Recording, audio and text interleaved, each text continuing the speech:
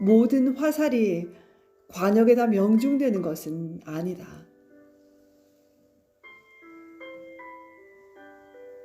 대학 입시에 실패한 뒤 집을 나가 며칠 만에 돌아온 손자를 보고 할아버지가 기다렸다는 듯이 말했습니다.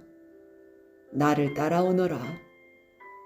할아버지는 활과 화살을 들고 평소 자주 찾던 동네 활터로 손자를 데리고 갔는데요. 할아버지가 화살을 쏠 준비를 하는 동안 손자는 사대 바닥에 앉아 심드렁한 표정을 짓고 있었습니다. 할아버지는 활 시위에 화살을 꽂고 멀리 관역을 향해 쏘았습니다. 그리고 손자에게 말했습니다. 일어나 화살을 찾아오너라. 손자는 할아버지 말씀을 따르기 싫었지만 140여 미터나 멀리 있는 관역을 향해 힘껏 뛰어갔습니다. 화살은 관역에 꽂혀 있지 않았어요.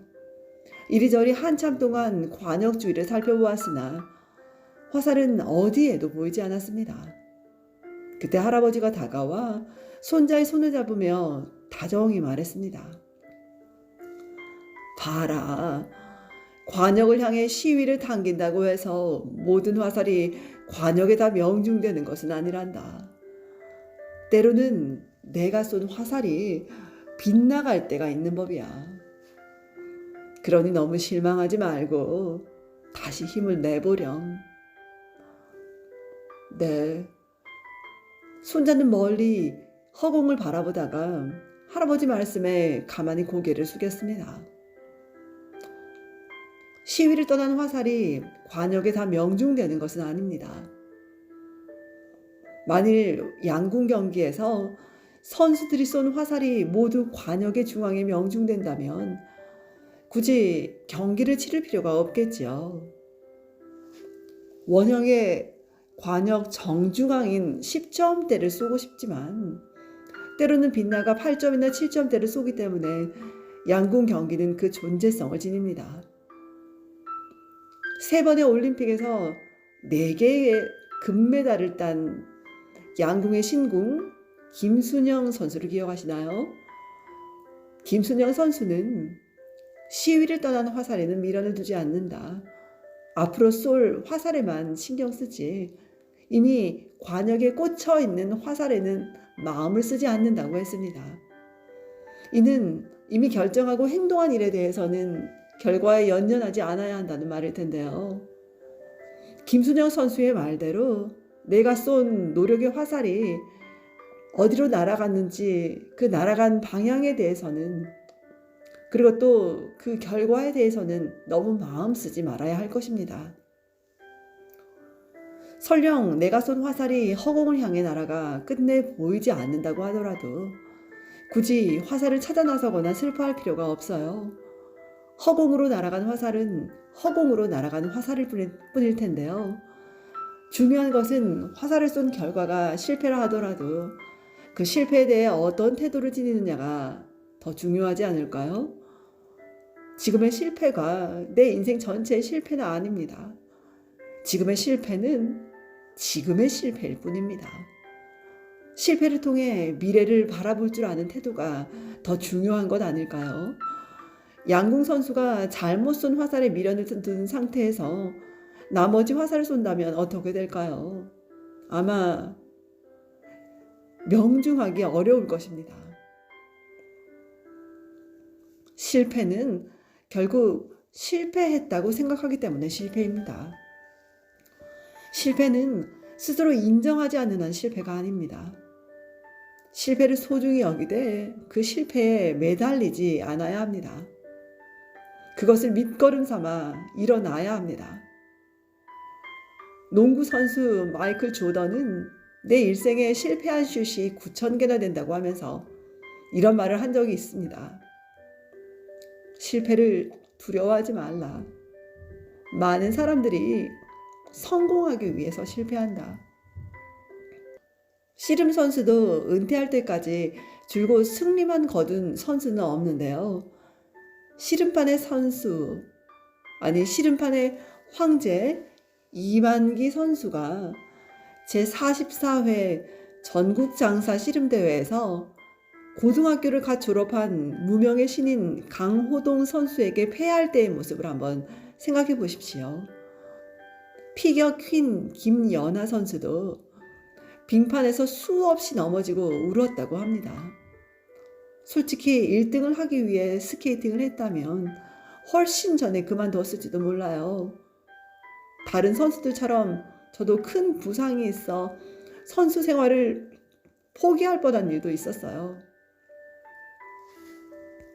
그럴 때마다 1등을 해야겠다는 욕심보다는 연기를 할 때 떠오르는 즐거움, 발끝의 느낌을 잊지 못해서 다시 얼음 위로 올라갔어요.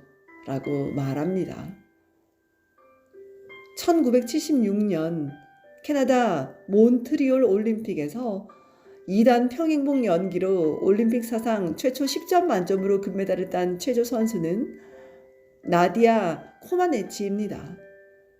그녀는 폭 10cm의 평균대 위에서도 한 마리 새처럼 아름다운 연기를 펼치고 금메달을 따서 루마니아의 영웅은 물론 세계 체조계의 전설이 되었다고 하는데요.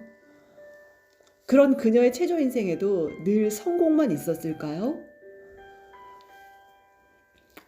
9살 때 첫 출전한 루마니아 전국 선수권 대회 평균대에서 2번이나 바닥으로 떨어졌다고 합니다. 몬트리올 올림픽 이후에는 정치 선전에 이용하려는 정부 때문에 폭식을 거듭해 재기가 불가능하기도 했는데요. 그런데도 그녀는 다시 훈련에 임해 살을 빼고 체조 감각을 되살려 1980년 모스크바 올림픽에서 다시 금메달을 땄습니다.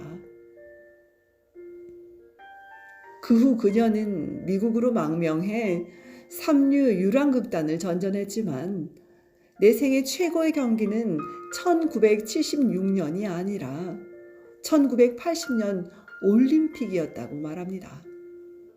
이는 실패와 좌절이라는 혹독한 대가 뒤에 피어나는 성공의 꽃이 진정 아름답다는 의미가 아닐까요? 야구 선수가 친 홈런의 배후에는 무엇이 숨어 있을까요?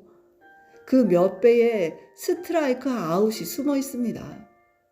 야구 경기가 9회 말에서 역전되는 경우가 있는 것처럼 인생도 끝날 때까지 끝난 것이 아닙니다. 어느 곳에서 출발했느냐가 중요한 게 아니라 어느 곳에서 끝마쳤냐가 더 중요하다는 생각이 드는데요. 우리가 수많은 세계 권투 챔피언 중에서 유독 홍수환 선수를 아직 기억하고 있는 까닭은 무엇일까요? 그것은 그의 사전 5기의 신화, 즉 4번이나 녹다운 당한 끝에 다시 일어나 상대를 패배시켰기 때문입니다. 즉 그의 성공이 철저한 실패를 통해 이루어졌기 때문일 텐데요.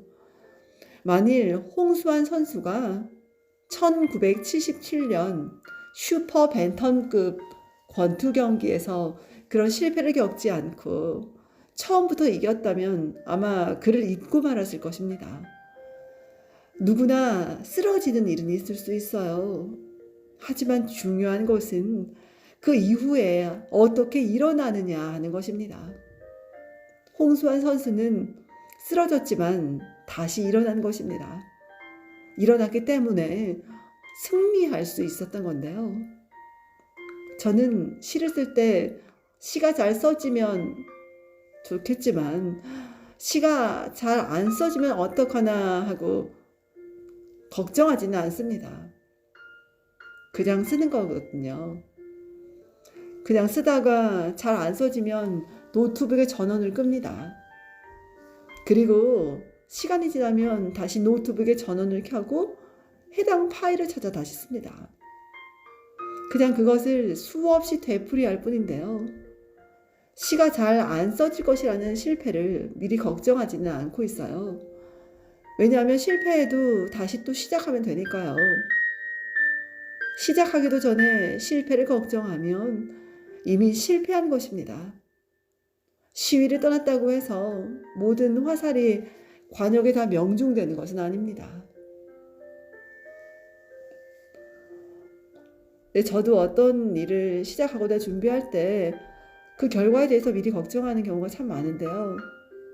이 글을 읽고 제가 어떤 도전을 할 때 너무 결과에 연연하지 않고 너무 걱정하지 않고 모든 시도들이 다 성공하는 것이 아니고 또 모든 화살이 관역에 다 명중되는 건 아니다라고 생각하면서 그 실패로 여기지 않고 되어가는 과정으로 생각하는 제 마음가짐이 더 중요하지 않을까 하는 생각을 해봤습니다. 이상 내 인생에 용기가 되어준 한마디 책을 낭독해 보았습니다. 오늘도 좋은 날 되십시오, 여러분. 고맙습니다.